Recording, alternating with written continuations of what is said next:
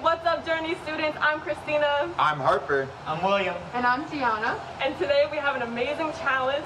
We're going to do something so cool. We're at Thrifty's today. Why don't you tell them about it, Harper?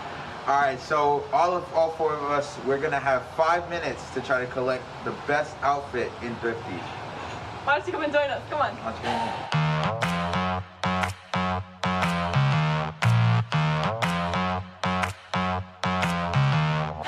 Okay, so to be completely honest, I have no idea what I'm doing.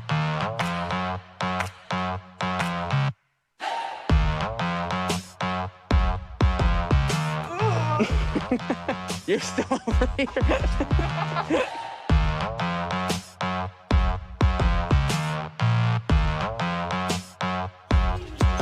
Oh, I'm getting dizzy.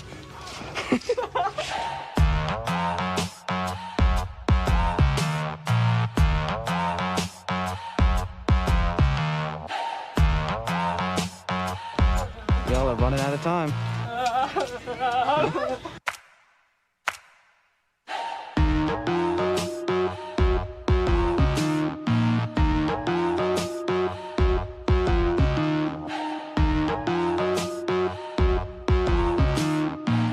Alright guys, so all of us are our outfits picked out, and now you guys get to vote on which one you think is the best.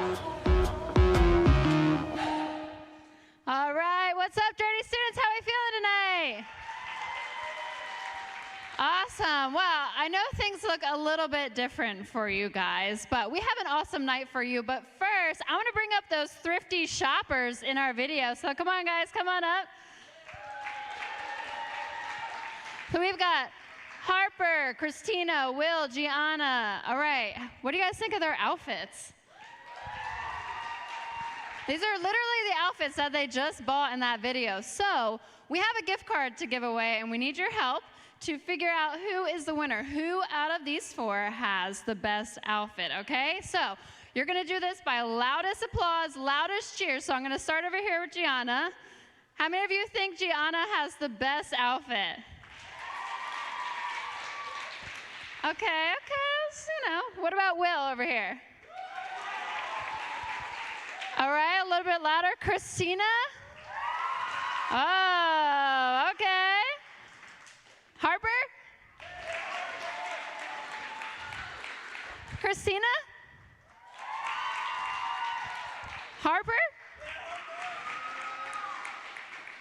I think Christina is our winner here. I think that was a louder applause. Well, Christina, you just won yourself a Chick-fil-A gift card. Thanks, guys, for participating in our Thrifties Thrift Shop Challenge. You guys can go ahead and have a seat. Let's give it up for them one more time. I'm pretty sure I could have had an hour and I couldn't come up with anything close to how cool that they look up here with Thrifties Thrift Shopping. But, guys, we have an awesome night planned for you. So first, why don't you guys stand up? We're going to have a time of worship right now, so let's get ready to worship. How we feeling tonight, Converge? Come on, put your hands up like this.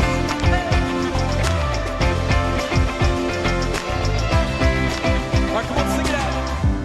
When night is falling, when fear is calm, still you're calling me. When faith is lost, my hope exhausted, you will be my strength.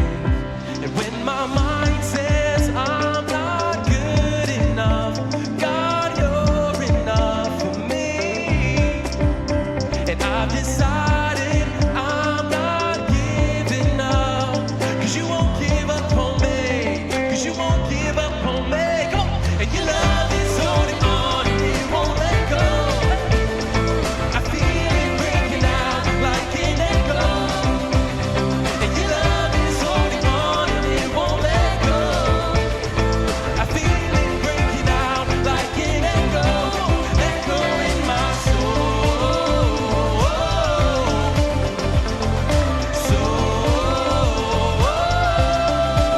Come on, I need your help right here. In every season, you keep repeating the promises to me.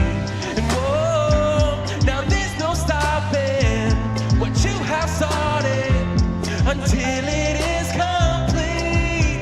And when my mind says I'm not good enough, God, you're enough for me. Yes, you are. And I've decided I'm not giving up, 'cause you won't give up on me, 'cause you won't give up on me. Your love is holding on and it won't let go. I feel it breaking out like an echo. Your love is holding on and it won't let go. I feel it breaking out like an echo, echo in my soul.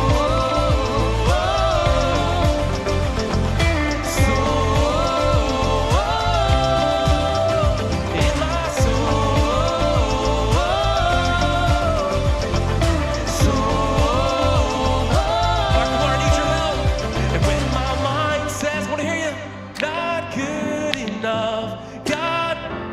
Come on, you sound so good. I can hear you through the mask. Sing it out. And I've decided, 'cause you won't give up on me. No, you won't give up on me. And your love is holding on in it. Come on, put those hands up.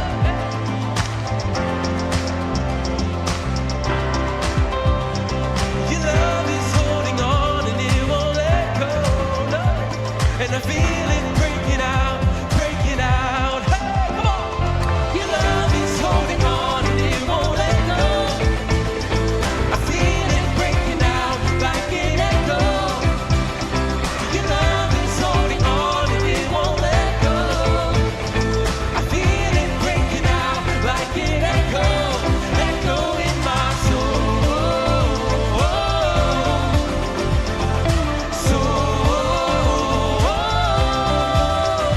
In my soul.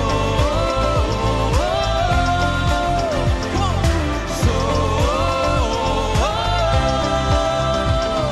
Come on, give it up today. Yeah. Well, come on, let's continue to worship him. We sing, I was running wild. I was running raw, fell in love with the chase. I've been up and down and all over the place, wasting all my days and nights, never feeling satisfied. Putting on a smile, I was keeping it fake, but there's no imitating what I found in your grace. All the things I left behind are shadows, now I've seen the light. In my head, in my soul, my heart, my all. I know that I know, no, no, no.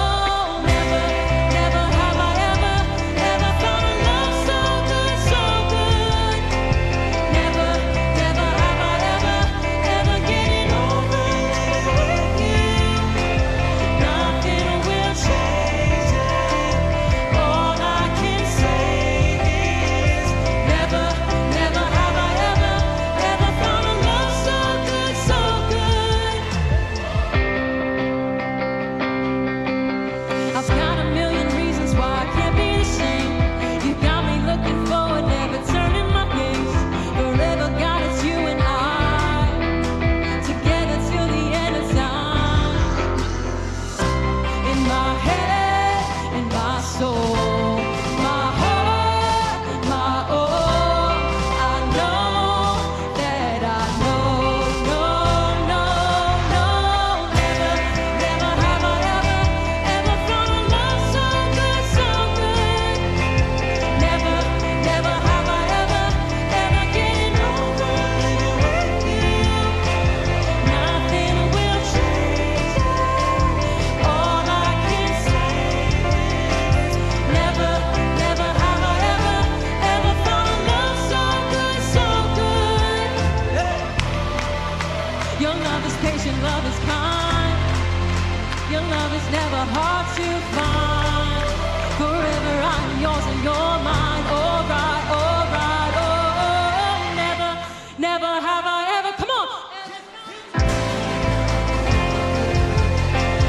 Never, never have I ever getting over living with you. Nothing will change it. All I can say is never, never have I ever found a love so good, so good.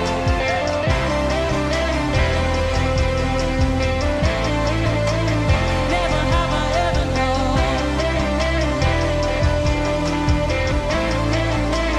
Never have I ever known.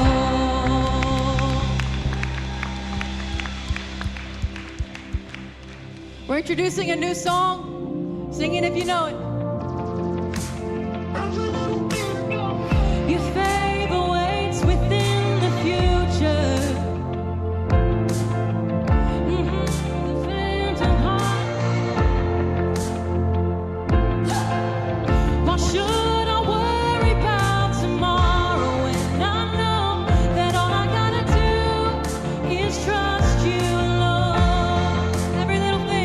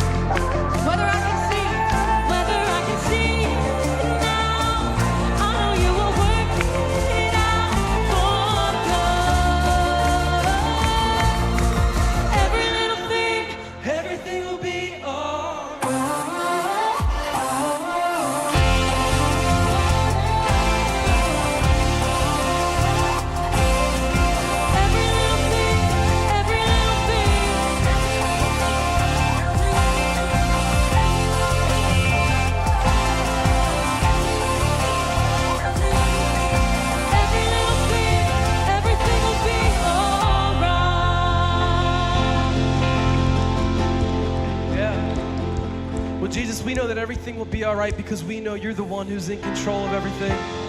So Father, today we know that you're a way maker. We know you're a miracle working God. Father, so today we pray that you would meet us here in this room, surrounded by our friends and family today. Lord, we pray we would have an encounter with you. Lord, we pray that we would just trust you more to know who you are. So everybody in the room, let's sing it out together. We know this song. We sing it time and time again, but let's believe it in our hearts this time. Come on, we sing. You are here, moving in our midst. I worship you. I worship you. You are here, working in this place. I worship you. I worship you. You are here, moving in our midst. I worship you. Yes, I do. I worship you. You are here, you're working in this place. I worship you. I worship you. Come on, we sing it out. Would you sing it with me? Waymaker, miracle work, promise keep, light in the darkness, my God, that is who you are. That's right, we sing. Waymaker, miracle work, promise keep, light in the darkness, my God, that is who you are. You are here, touching every heart. I worship you. Come on, sing it out. I worship you. You are here. You're healing every heart. I worship you. Come on, would you worship him here today? You are here.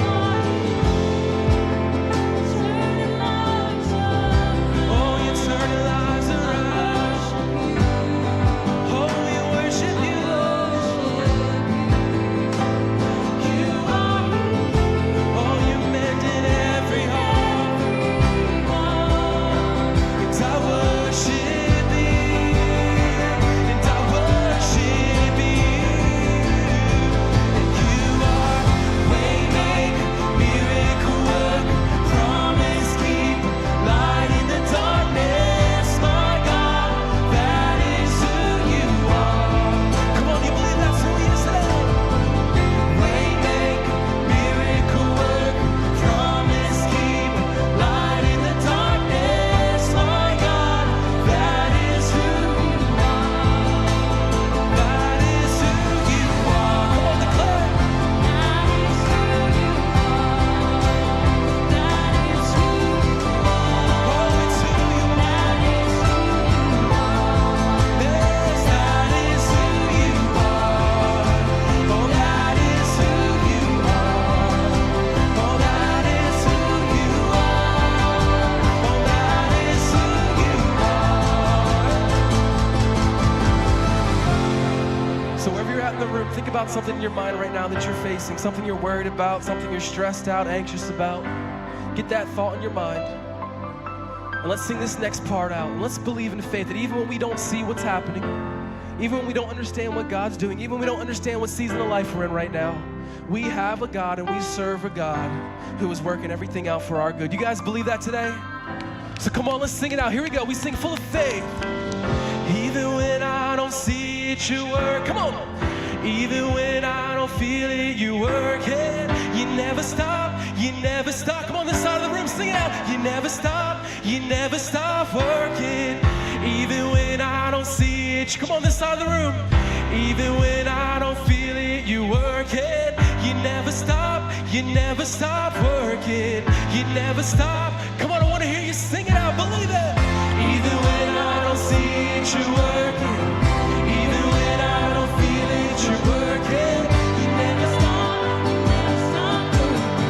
You never stop. You never stop. Even when I don't see it, you're working. Even when I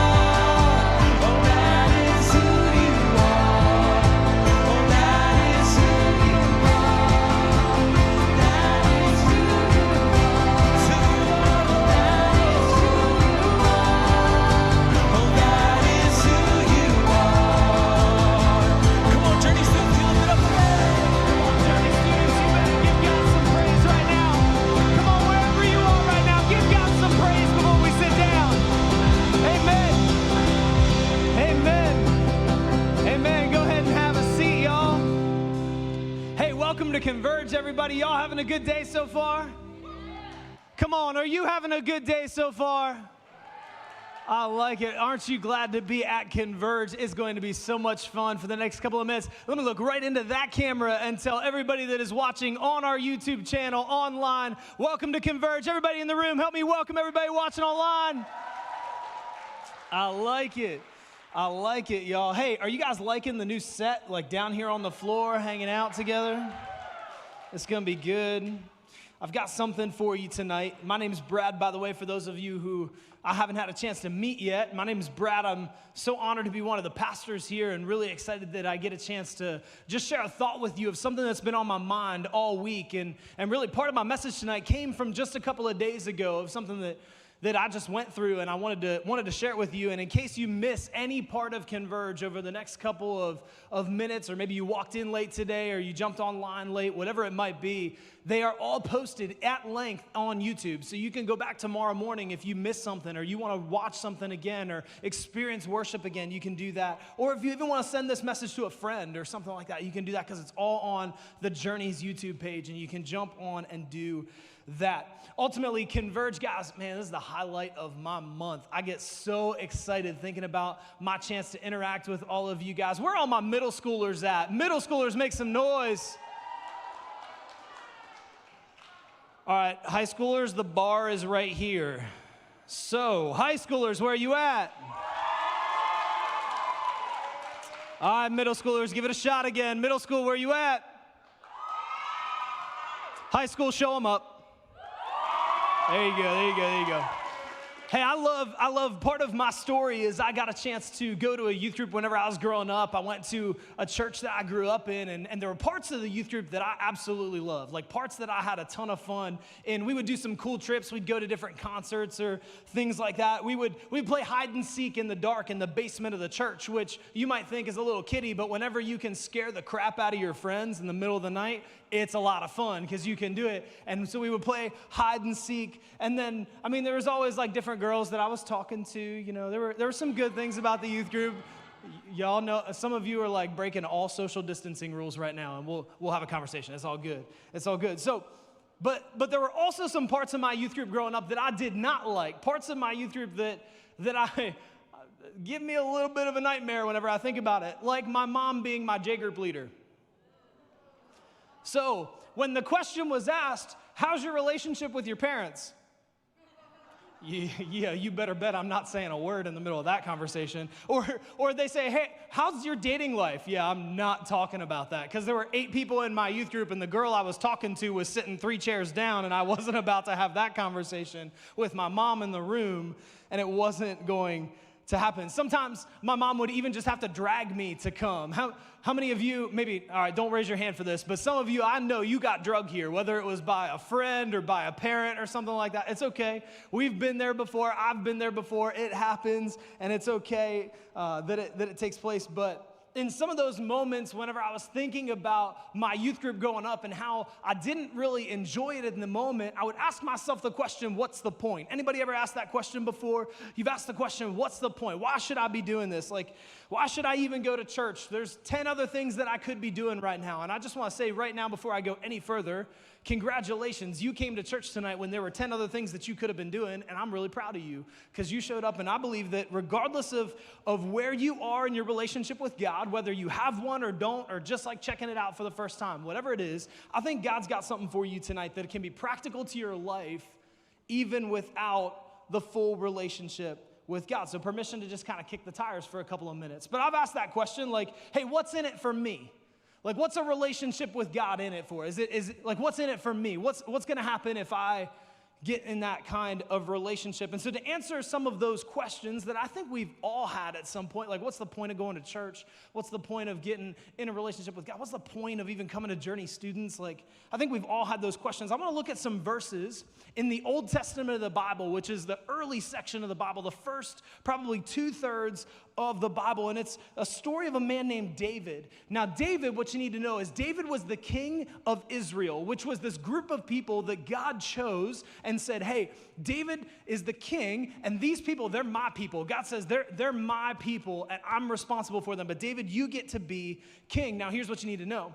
is that David was a deeply secure person, meaning he wasn't always thinking about what other people had to say about him. He wasn't worried about what other people thought of him. He was just very deeply secure. He knew who he was, and he knew what his relationship with God meant. He wasn't perfect, but he was always connecting with God. In fact, the Bible describes him as a man after God's own heart. Meaning that David was so connected with God, he was so secure that what he got a chance to do was just grow in his relationship with God. And so he just became, over time, described as a man after God's own heart. And so here's what happens. God recognizes David. He recognizes that David is growing in his relationship with God, and he decides to make a promise with him. It's called a covenant, which isn't just like an ordinary promise. Raise your hand if you've ever broken a promise before. Ever broken a promise? Come on, you and I both know you did pinky promises in high school or in middle school or elementary school. I don't even know, whichever one. You've done pinky promises. You've broken them before. Well, this is the kind of promise that is irreversible. Like, you cannot break it. If you're a Harry Potter fan, it is the unbreakable vow, okay? This is like the promise of all promises, and God is not going to break it. In fact, if you read the Bible, there's only 6 of these promises in the entire Bible. Over 1,000 pages, there's only 6 times that this kind of promise is recorded. And so here's what God instructs somebody else to tell David. He picks somebody and says, hey, I want you to go deliver this message to David. Here's what he says. He says, now go and say to my servant David, this is what the Lord of heaven's armies has declared. Now, I read this verse a couple of weeks ago, and I just had this weird question, like, why would God call himself the Lord of heaven's armies? Like, why describe himself that way? I mean, whenever I think about God, maybe it's like you. When I think about God, I think of an old dude with white hair. Anybody else? Like, you just think of God, like, you're shaking your head. You're like, yo, I think of God as an old dude with white hair with like this long white robe. You know, that's what I think of whenever I think of God. And so I don't think of him as a commander of an army. So why does God describe himself that way? And I think it just kind of jumped off to me that part of the reason why God describes himself that way is because he wants to communicate that he is powerful. Wants to communicate first to David that he is capable. Wants to communicate to David that he's in control, that he's got a purpose, he's in charge, that he's got the authority and the strength. Because, you see, David was king at this time. Everybody on the planet was scared of David because he was the most powerful person in the entire world. The most powerful person. And so the first thing God does is he says to David, hey, I want you to think of me as the commander of heaven's armies, as the most powerful person, not just of the planet, but of everything heaven and earth. I've got the authority. So here's what I'm going to do. I'm going to give you 4 things in this message today. I want you to pull out your cell phone right now. Everybody pull out your cell phone. I want you to pull out your notes app. Don't go on Instagram. Don't go on Snapchat. Ignore all those notifications. I want you to pull out your cell phone. I want you to take a couple notes because I really believe, again, regardless of where you fall in your relationship with God, I really think there are some practical things in here that can help you grow spiritually. Here's number 1. Number 1, God is in control. God is in control. You know, sometimes I think we get so consumed by the world around us that we miss just how big God is. You know, I don't know about you, but I get consumed by what's going on with the pandemic or what's going on with the election or what's going on with the things that I see on social media that I forget that God is actually in control of everything that's going on, that he's not surprised by anything. God is actually seeing it and say, okay, that makes sense. Like, I planned that. That's what's going on. And when we know that God is in control, it changes the way that we see all of those things. If we know God is in control of the coronavirus and knows what is going to happen next, it changes the way that we think about it, right? God is in control. Now, for some of you who maybe haven't put your faith in Jesus yet, you might be asking an even bigger question, going, what's the point of me even believing in God? Or what's the point of me even trying? Like, what's the point of, is there something bigger out there than me? Is there something that I should catch? I don't know. My life is missing something. Maybe that's where you land right now. And good news is that from what I'm going to show you today in this story of David, that if you end up putting your faith in Jesus, these are the things that you can have access to, starting with that God is in control and you don't have to worry anymore. Raise your hand if you've worried about anything in the last 24 hours. Worried about anything, okay? What would it look like in your life if you realized that God was in control of the thing you were worried about? Like, what would happen in your life if you started to see things differently? David continues to hear from God. Here's the next verse. God says, I took you from tending sheep in the pasture, because David used to be a farmer, and I selected you to be the leader of my people Israel, to be king. I've been wherever you have gone, and I've destroyed all your enemies before your eyes. Now I will make your name as famous as anyone who has ever lived on earth. Anyone ever wondered what it would be like to be famous?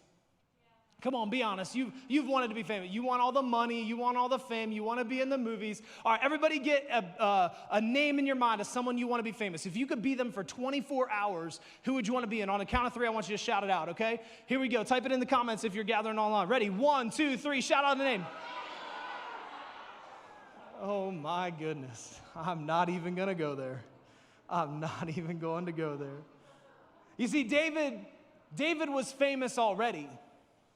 David was famous already. He was already the king of God's chosen people, and he was already the person that God had said, hey, I'm going to make you king and make you more famous than any other person that has ever lived. I'm going to make sure that people remember you before they remember other things. I guarantee you, maybe you don't have to have ever gone to church before and you have heard of David before. You heard of David and Goliath? Like the story of the underdog? Like you don't have to go to church or know what the story is, but you've heard David and Goliath, the underdog versus the big guy. And the story of what happens. David was famous, but God says, I'm going to make you even more famous. What God is saying, let me apply it to you in your life. What God is saying, hey, I've done something in your life. I've made your life better, but I'm going to exceed that expectation. I'm going to show you more than what you think is possible, and I'm going to do more than what you think is possible in your life. You know how I made sure to set you apart? You know how I made sure that I helped you pass that test, or I helped you make that presentation work, or you know how I helped you get your driver's test, or pass your driver's test and get your driver's license? You know how whenever you felt alone last time, I comforted you and came alongside of you? Well, guess what? What I did that time, I'm going to exceed your expectations in the future. That's what God is saying to us right now. That number 2, I want you to write this down, God will exceed your expectations. God will exceed your expectations. If your expectations are down here because you're still not even sure who God is, I guarantee you God can exceed that. But I guarantee you if you are the person here listening today and you're like, I am on fire in my relationship with God, God can exceed your expectations. He is capable of doing it. He's capable of exceeding any expectation you've ever had. So if you were hoping that your parents would stop fighting, God's capable of restoring your family back together. If you are expecting that God will come alongside of you and help you not be lonely, God will give you more love and acceptance and care and comfort than you've ever experienced in your entire life. He's capable of it. If you are feeling desperate for someone's attention, or you want a purpose for your life, God's going to come alongside of you and say, hey, no, you got such a small picture of what you think I can do. I can do so much more through you that if you would just open your life up to me, if you would just start by approaching me first, I can show off in your life with what I plan to do for more than what you expect. Now, maybe you're sitting there thinking, well, Brad, isn't that for like super religious people or spiritual people or people who have it all together or perfect people or popular people? Like, isn't that for all those people? I mean, it can't be for me. Like, that's not what's going on. Well, God continues in verse 10 and he says, I'll provide a homeland for my people Israel, planting them in a secure place where they will never be disturbed. Evil nations won't oppress them as they've done in the past, starting from the time I appointed judges to rule my people Israel, and I will give you rest from all your enemies. God says to the people that believe in him, the people who have put their trust and their hope and their faith in him, that he will give them security and rest from their enemies. That's number 3. I want you to write that down right now. God will give you security and rest. Security and rest. Now, anyone else out there a control freak like me? Come on, be honest. You like to have control of everything? I'm a control freak. Like, if I don't have control of it, it messes with me. I do not like riding in a car with anybody else. I got to be the one driving. I don't enjoy riding with other people. Some of you would get me killed because you jump sidewalks and blow stop signs and you guys would get me killed. That's what would happen. I don't like surprises. It's not fun for me because I don't have control over it, because then all of a sudden my security vanishes. That thing that I feel like I have control over, it gives me a sense of security, like I'm going to be okay. But let me just tell you that, actually, y'all, let me just be honest, okay? This week, it sucked for me. Anybody else had one of those weeks? Come on, anybody else had one of those weeks this week? Anybody willing? Come on, boldness. Come on. All right. This week for me, guys, it was terrible. I expected it to go one way and it didn't. I expected my life to be better than it turned out to be. You know, it started because I didn't get rest when I was supposed to. And then my wife Haley and I, we started fighting over these tiny little things that didn't really matter. And then beyond that, I had to figure out, I started to question for myself, am I cut out to do this? Am I cut out to be a pastor? Am I gonna say the right things at Converge? Is it worth me even preparing this and getting up? And then it all came to a culmination where on Sunday afternoon, my wife Haley and I were sitting in the car in her parents' driveway. So her parents are looking out the window, right at us sitting in the car, and Haley's crying, and I'm just dumbfounded.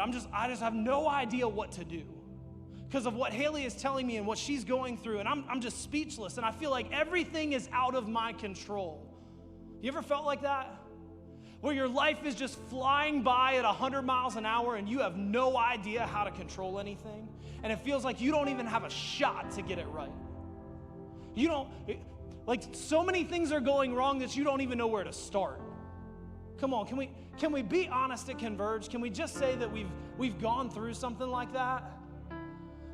We've all been through seasons like that. Maybe you got cheated on, or one of your parents packed up and left, or your brother started using, or someone died unexpectedly, and the world is just spinning around you, and you're sitting there going, when is it going to end?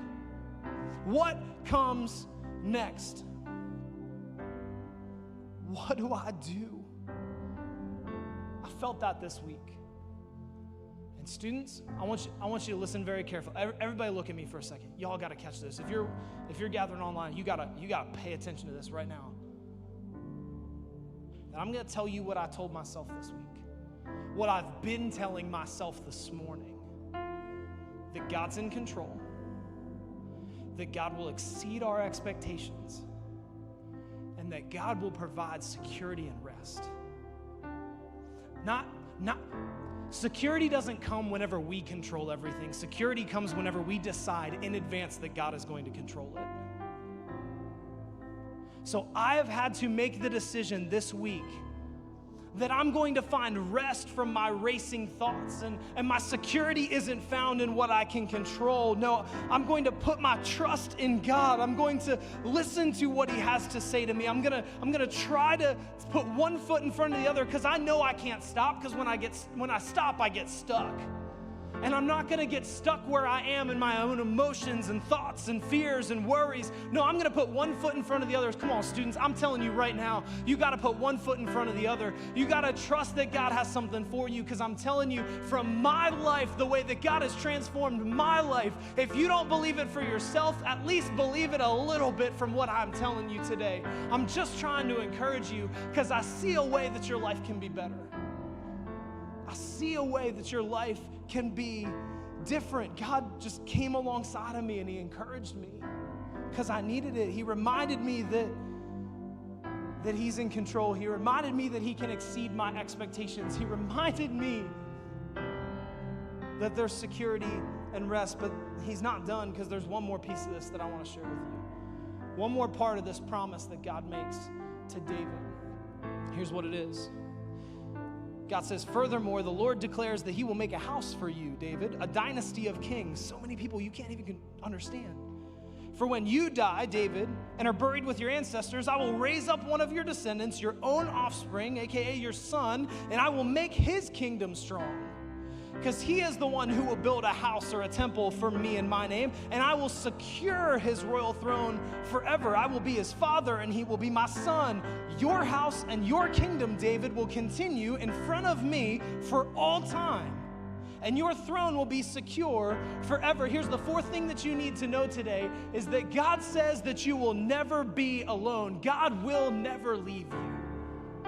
God will never give up on you. He will never leave you on your own. He'll never leave you isolated. He'll never leave you in your own emotions, bagging up. He's not going to do any of that. God says that I'm going to come alongside of you. I'm going to encourage you because I'm in control. I will exceed your expectations. I will provide security and rest, and I won't let you down because I'm not going anywhere. That's what God promises to us. When we know that, when we can get a picture of that, all of a sudden it changes the way that we start to think. Like, did you think God would ever leave you? Let me talk to the students that you've put your faith in Jesus. You've already trusted God with your life. Did you really think that the God who saved you was gonna let you down? Come on. He's incapable of it. God's incapable of letting anybody down because he didn't let David down. Watch what happened. Even when things got rocky and even when things messed up and even when in part of David's story, all of his sons went the other direction. They didn't believe in God anymore. They went and did their own things. But here's what God did. In fact, there was a promise that happened because guess what? David had a son named Nathan who had a great-great-grandson named Judah who had a long-time grandfather of a guy named Joseph who married a woman named Mary who gave birth to a son called Jesus. You see, Jesus came from David's lineage. David was Jesus' great-great-great-great-great-great-great-grandfather. Like, that's who Jesus was. And so what God says is that I'm going to permanently place somebody. No, I'm not going to put them on a throne where they're going to be king of Israel. No, I'm going to send Jesus to earth, and what Jesus is going to do, you got to catch this. Everybody listen to me for a second. This is the core of what we believe as followers of Jesus. You got to catch this. Is that God sent Jesus to come down to the earth, and he decided, hey, Jesus is going to die on a cross. He's going to get buried in a tomb. He's going to raise himself from the dead. And then the Bible says that he is seated at the right hand of the Father on the throne. So what did God do? God accomplished the promise that he forever put so that when you are sitting here and you have put your faith in Jesus or you are about ready to put your faith in Jesus, God makes the same unbreakable, unshakable, never-changing promise to you that he's got a spot for you in heaven that you don't ever have to worry if you're ever going to have a spot there because God's in control. He's going to exceed your expectations. He's got security and rest for you, and God will never leave you. Can I get an amen today for that?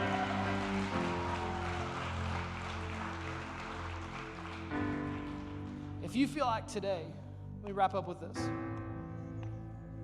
Everybody close your eyes for a second. If you're online, close your eyes too. Maybe no one's in the room with you, that's okay, but I want you to close your eyes for a second. Everybody in the room, close your eyes.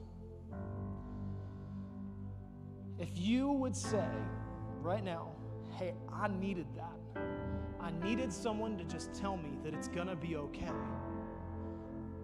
Then let me tell you right now, from a guy who needed it 24 hours ago, and 16 hours ago, and 12 hours ago, and 2 hours ago, and 20 minutes ago, that it's gonna be okay.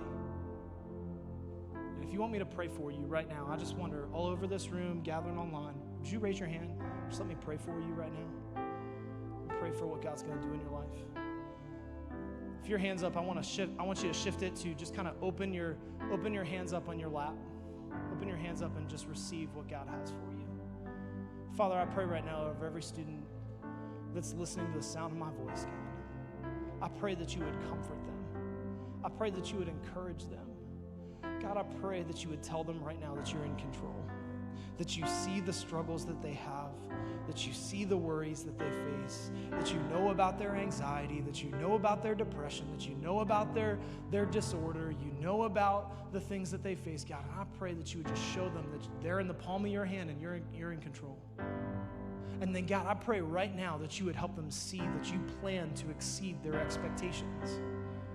Because what they expect is for their life to just get better. That's what they want. That's what I want, God. But I pray that you would exceed that expectation, that it wouldn't just get better, God, but that you would do what you promised and give us a rich and satisfying life. God, I pray that you would give us security and rest. God, I pray over these students who battle with and struggle with more frustrations, temptations, things that attack them than any generation before. God, I pray that you would give them rest from those things and that they would have the security to know that you are for them and with them no matter what. And God, I pray right now that you would pour deep down into their hearts, that you will never leave them, that you will never abandon them, that they will never be alone. God, help them see that. I just want to encourage everybody right now, stay in this posture, stay in this moment, keep your eyes closed for a second. And let me talk right now to the students that can hear my voice who have not put their faith and trust in Jesus. This is not the part of the message where I try to convince you of anything. That's not my goal. But if you've been sensing that your life has not been going the way that you want it to, and you're just listening going, I need some of that. I need that kind of relationship with God. I need that guy's perspective. I need God to show up in that way in my life. Then it's very simple. All it takes is one word. Yes. You just got to say yes to Jesus. And so if that's you, again, all eyes are closed right now. Nobody looking around. If you're saying, I want to put my faith in Jesus, I want to trust him with my life right now, and I want to encourage you, wherever you are, to just pray the words that I pray. You can say them out loud if you want to. You can just pray them in your heart, whatever it is. But this is your moment to put your faith in Jesus, where God takes control of your life. So I just want you to pray with me. Say, God, I trust you. I can see it now.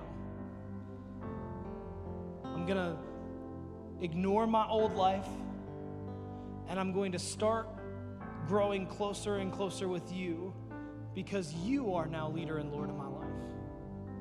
Save me and forgive me today, and help me live my life growing closer and closer to you from this day on. And again, all eyes are closed, no one's looking around. If you just prayed that prayer for the first time, would you be bold and raise your hand right now? Would you be bold? I see you. Eyes are closed, but I see you. That's so cool. That's so cool.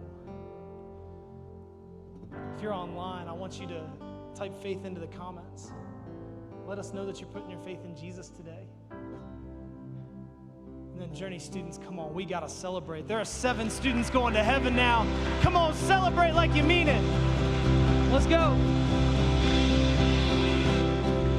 Wow, that's awesome. What a great message from Pastor Brad tonight. And I got a couple announcements for you guys. You guys are probably wondering why I'm dressed like that. I will get to that in a moment. But like Brad said earlier in the gathering, if it is your first time here tonight, welcome. We're so glad that you checked us out tonight.